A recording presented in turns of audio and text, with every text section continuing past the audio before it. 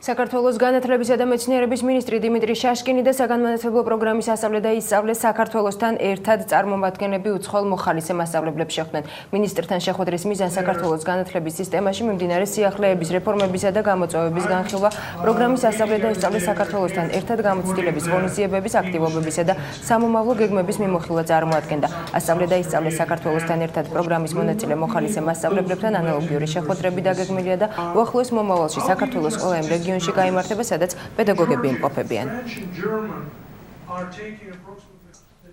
ჩვენ მივახციეთ ძალიან მნიშვნელოვან შეთანხმებას მაკვილანის გამომცემლობასთან და საქართველოში 15 სექტემბრიდან შემოვა სახელმძღვანელოები მინიმალურ ფასში, რომლითაც სწავლობს ინგლისურ ენას მთელი მსოფლიო ჩინეთიდან დაწყებული ხორვატი დამთავრებული.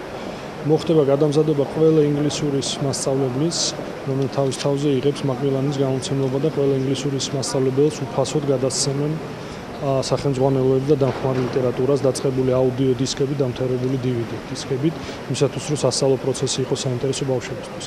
ამ ყველაფრის განხორციელებაში ძალიან მნიშვნელოვანი როლი უჭირავს ინგლისურენოვან პედაგოგებს, რომლებიც ჩამოვიდნენ ამერიკიდან, კანადიდან,